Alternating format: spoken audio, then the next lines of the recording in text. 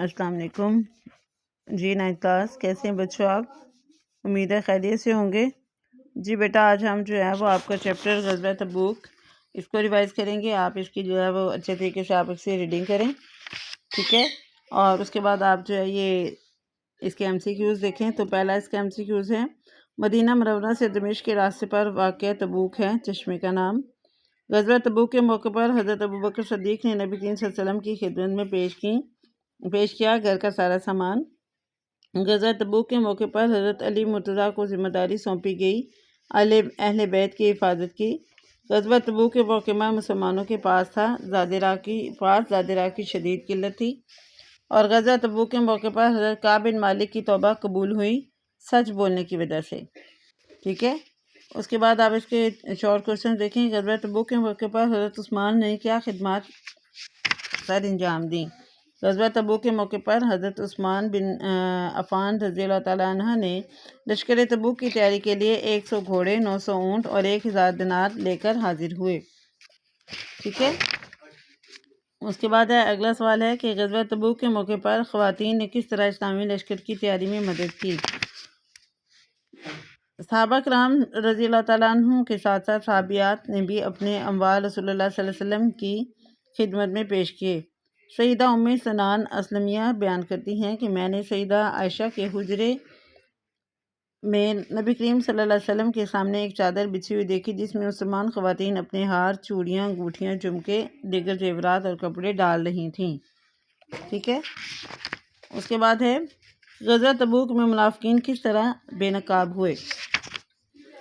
غزوہ تبوک کے موقع پر منافقین کا ٹولہ طرح طرح کی سازشوں میں مصروف تھا۔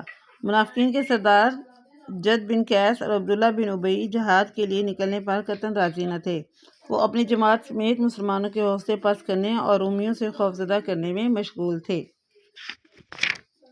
جی یہ آپ کا جو ہے غزوہ تبوک کے آپ کے شارٹ کوشچنز اور MCQs آگے ہیں۔ خطبہ حجۃ الوداع، اس چیپٹر کو آپ اچھے طریقے سے مطلب اس کو ریڈ کریں، اور اس کے ساتھ ساتھ جو ہے وہ آپ اس کی ایکسرسائز دیکھیں کہ نبی کریم صلی اللہ علیہ وسلم نے حجۃ الوداع فرمایا 10 ہجری کو۔ حج اور عمرے کے لیے اکٹھا احرام باندھنا کہلاتا ہے حج کران۔ حدی سے مراد ہے قربانی کا جانور۔ اور نبی کریم صلی اللہ علیہ وسلم نے خطبہ حجۃ الوداع سے واپسی پر کس مقام پر حضرت علی مرتضیٰ کی شان بیان کی؟ غدیر خم۔ خطبہ حجۃ الوداع میں رسول اللہ صلی اللہ علیہ وسلم نے صحابہ کرام سے گواہی لی رسالت کا حق ادا کرنے پر۔ آگے ہے غدیر خم کے حوالے سے حضرت علی مرتضیٰ کی فضیلت بیان کریں۔ آگے ہیں اس کو یہ دیکھیں ذرا، غدیر خم کے مقام پر نبی کریم صلی اللہ علیہ وسلم نے صحابہ کرام کے سامنے خطبہ ارشاد فرمایا، جس میں حضرت علی مرتضیٰ کی فضیلت بیان کرتے ہوئے ارشاد فرمایا۔ ترجمہ: میں جس کا دوست ہوں علی بھی اس کا دوست ہے۔ اے اللہ، تو اس آدمی کو بھی دوست رکھ جو علی کو دوست رکھے، اور اس سے دعوت رکھ جو اس سے دعوت رکھے تو بھی اس سے دعوت رکھ۔ آگے ہے نبی کریم صلی اللہ علیہ وسلم نے حجۃ الوداع کے موقع پر مساوات کے حوالے سے کیا ارشاد فرمایا؟ یہاں سے دیکھیں، نبی کریم صلی اللہ علیہ وسلم نے فرمایا، تم سب آدم کی اولاد ہو اور آدم مٹی سے بنے تھے۔ کسی عربی کو اجمی پر، کسی اجمی کو عربی پر، کسی گورے کو کالے پر، کسی کالے کو گورے پر کوئی فضیلت نہیں سوائے تقویٰ کے۔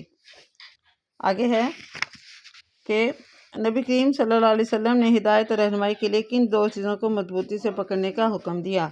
نبی کریم صلی اللہ علیہ وسلم نے ہدایت اور رہنمائی کے لیے جن 2 چیزوں کو پکڑنے کا حکم دیا، آپ صلی اللہ علیہ وسلم نے فرمایا، میں تمہارے درمیان ایسی 2 چیزیں چھوڑ کے جا رہا ہوں، اگر تم انہیں مضبوطی سے پکڑے رکھو گے تو کبھی گمراہ نہ ہوگے۔ ایک اللہ تعالیٰ کی کتاب ہے اور دوسری میری سنت ہے۔